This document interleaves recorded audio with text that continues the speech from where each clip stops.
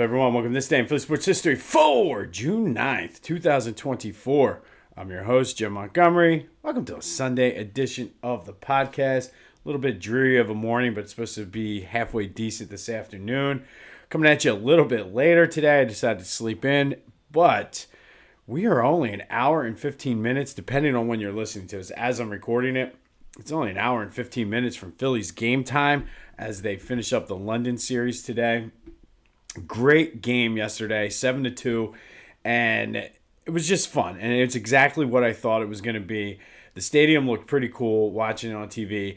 The thing, I guess, my takeaway was just how bouncy the turf was, and they were saying that on the broadcast. There's a couple of the hits that maybe the outfielders would have played differently if it was on grass, but great game. And Bryce Harper, is there a better big moment player in the league, certainly not in Philadelphia, than Bryce Harper? I mean, the bright lights, national audience, worldwide audience. He goes 3 for 4 with a homer and a double. And that celebration, raise your hand if you were like me and say, that was an awesome celebration, Bryce. Don't do it again, because God forbid, that would be the ultimate Philly thing if he'd have blown out a knee doing a celebration like that. But Bryce totally gets it, and got some ideas brewing in my head because we were talking on one of my text chains just about athletes that embody Philadelphia, but also deliver on their field. And it's hard to really. I mean, it's a small group of people. I mean, Allen Iverson, Bryce Harper certainly. I think Brian Dawkins kind of embodies that Philadelphia spirit.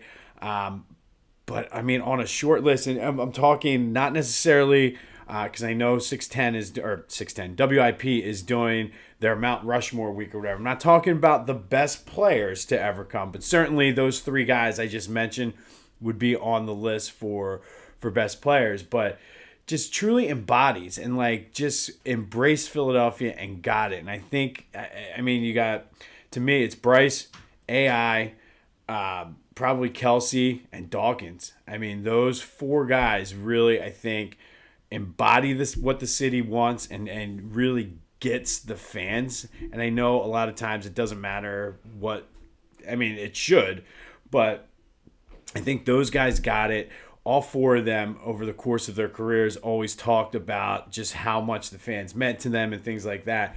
But this is not a question of the day because I got my wheels are turning in ways to incorporate this into the podcast long term. But what athletes, I mean, those are the four. Anybody on there that embodies Philadelphia that should be, I'm having a hard time thinking. I mean, you got guys that were great players like a Mike Schmidt.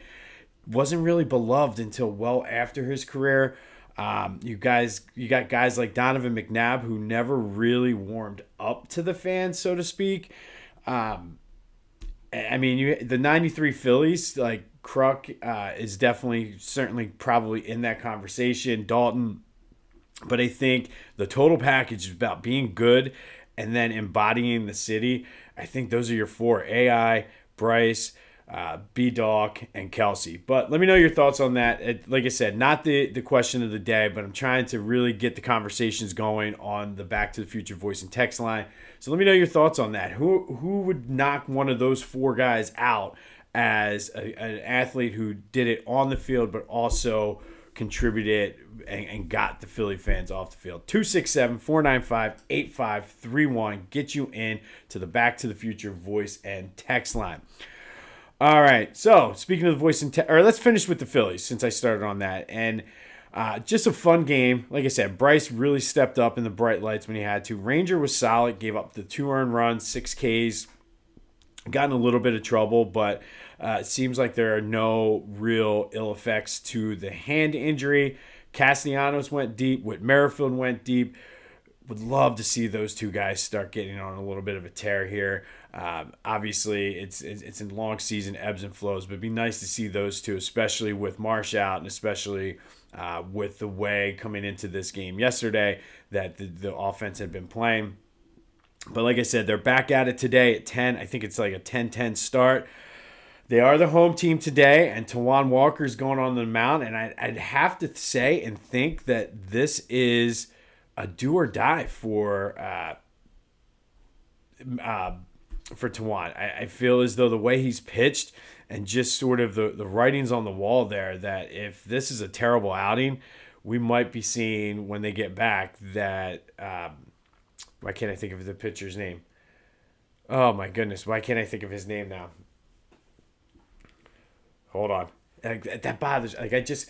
Either way, Spencer Turnbull. I think you might see Spencer Turnbull get into the starting rotation if Tijuan struggles. So that bodes well for the Phils today, that he needs to get this done. But looking forward to that.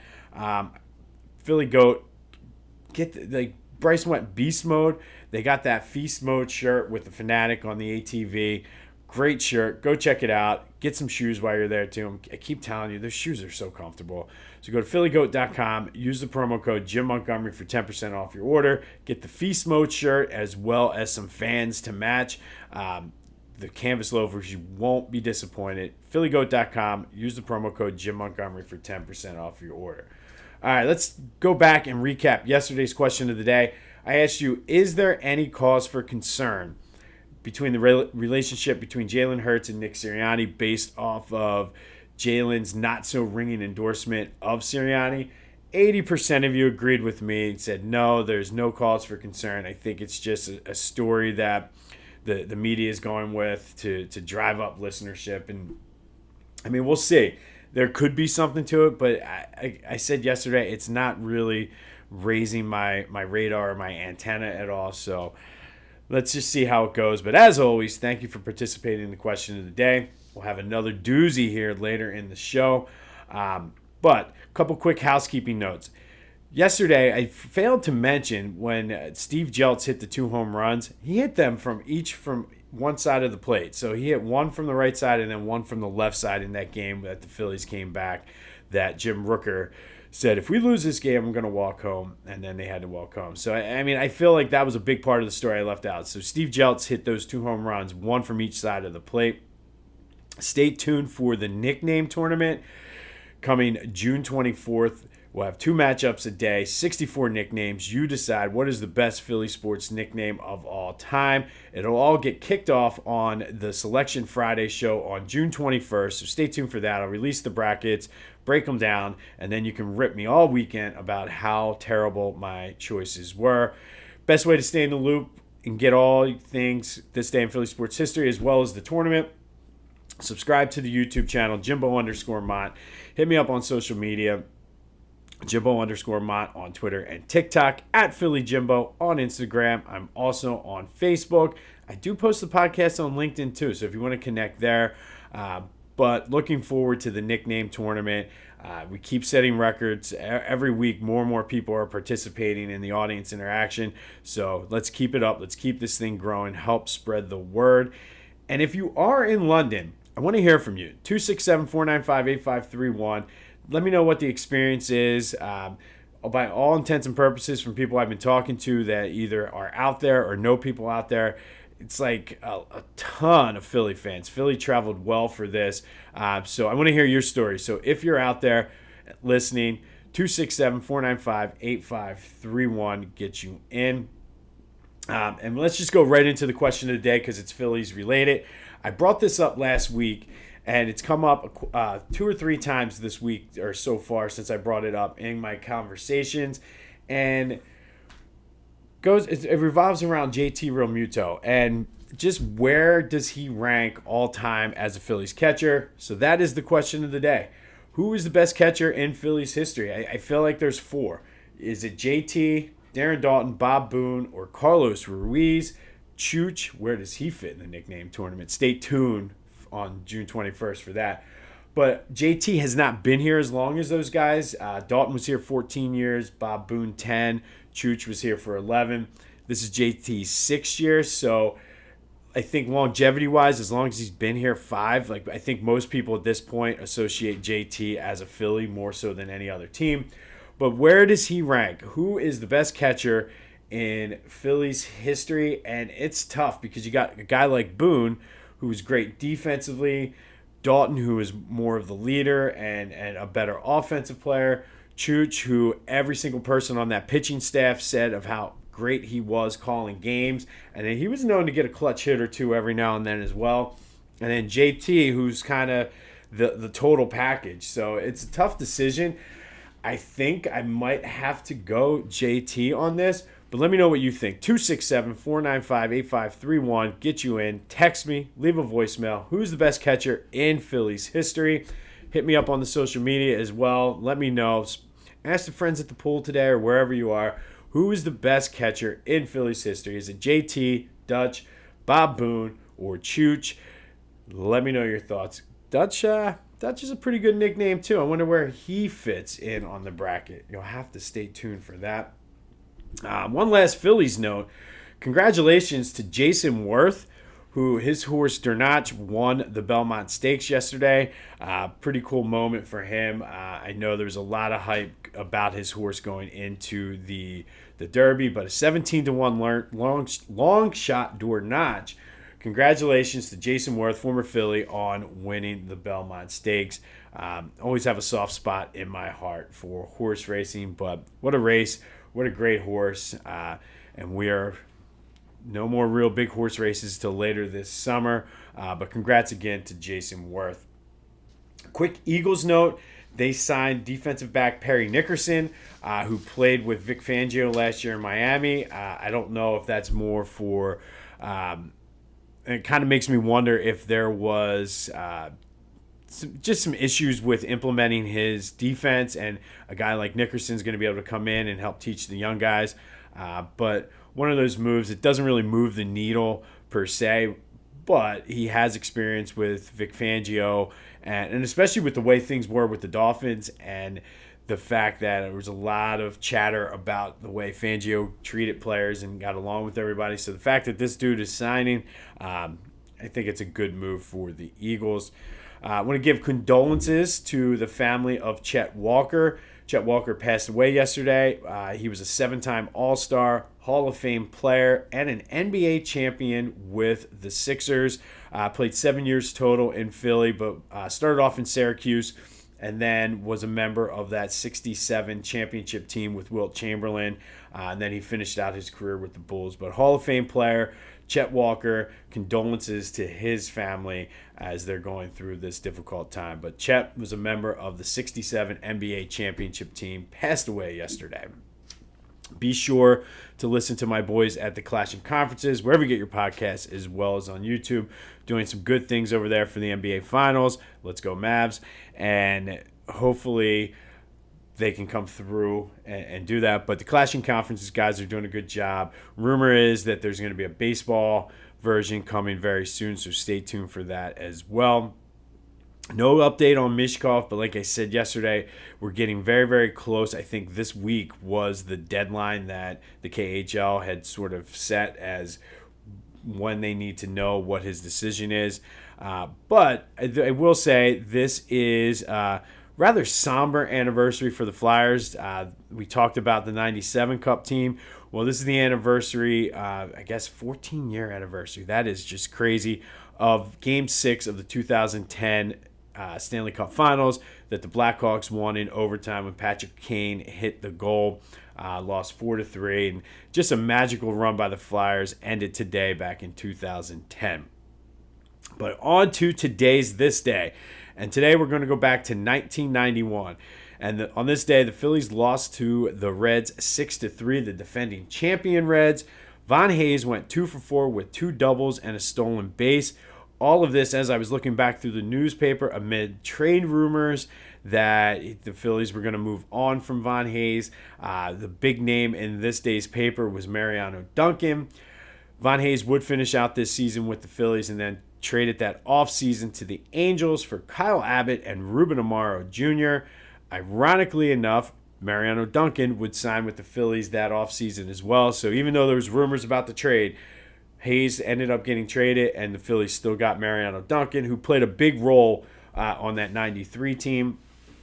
But in this game, John Kruk went 3 for 4 with 2 triples, and that was the second time in his career that he had 2 triples. which tied the Phillies record with many, many other people. The last person to do it was in 2019, I think it was, and it was Odubel Herrera. And Odubel has done it twice as well. But John Kruk, 3 for 4 with 2 triples. It's a shame. The Phillies were hitting pretty well that day against the Reds, but went 0 for 6 with runners in scoring position. But on this day, they lost to the Reds 6-3. John Kruk with 2 triples, Von Hayes with 2 doubles, but it wasn't enough as the Phillies lost to the Reds. Finally, today, let's take a trip down Phillies Memory Lane. Today's spotlight is left fielder Phil Bradley. Phil was a third-round pick of the Mariners in 1981. Played 5 years there before he was traded to the Phillies during the 88 or before the 88 season with Tim Futungo. Yeah, I don't know either. He was traded for Glenn Wilson, David Brundage, and Michael Jackson. Not that Michael Jackson. Had a solid year in 88 for the Phillies. 264 with 11 homers and 30 doubles. The 88 team was sort of the nearing the end of Mike Schmidt's career, so they were okay, but nothing spectacular. But Phil Bradley in 1988 led the majors with being hit by a pitch with 16, and then he was quickly dealt that offseason to Baltimore for Ken Howe and Gordon Dillard. But today's Phillies Memory Lane spotlight is left fielder Phil Bradley, who played for the Phillies in 1988. One of those guys, just like a revolving door of guys that played for the Phillies that until I started doing the research for this segment, forgot played for the Phillies. But Phil Bradley is today's Phillies Memory Lane spotlight. On this day in 1991, John Kruk hit 2 triples in a game. Von Hayes hit 2 doubles, but the Phillies still lost to the Reds 6-3. Condolences to Chet Walker and his family. One of the greatest to do it in Sixers history. Also helped them win a championship, so I'm sure there's a lot of folks out there that he holds a special spot in their heart. Be sure to answer the question of the day. Who is the greatest catcher in Phillies history? Is it JT, Dutch, Bob Boone, or Chooch? 267-495-8531. Get you in on the Back to the Future text line. Let me know your thoughts on that or anything. And if you're out in London for the series, leave a message. Get a bunch of Philly fans doing a Phillies chant. I'll put you on the air. Would love to hear what the experience is and everything's out there. But it seems from everything I'm reading and everything I'm seeing, it's such a great positive experience. And the Phillies fans certainly are far outnumbering the Mutts fans, which is to be expected. Can Tijuan Walker get it done today, though, against his former team? We'll find out. It could be do or die for Spencer, or for Walker. Spencer is looming right there around the corner, ready to pounce and take his spot. But let's go out. Let's get a win over the Mutts. Would love to see Bryce just continue to light it up because that's what he does. Enjoy your afternoon. It's a perfect day to watch the Phillies at 10 because it's cloudy with a chance of rain, and then it's supposed to brighten up this afternoon. So perfect timing. Have a mimosa, have a Bloody Mary, whatever you got to do. Have a nice brunch, but enjoy that Phillies game. Let me know your thoughts on the best catcher in Phillies history. Shout out to Jason Worth and his horse Notch for winning the Belmont Stakes. Stay tuned for the nickname tournament. This has been This Day in Philly Sports History for June 9th, 2024. I'm Jim Montgomery, and until next time, I'll see you.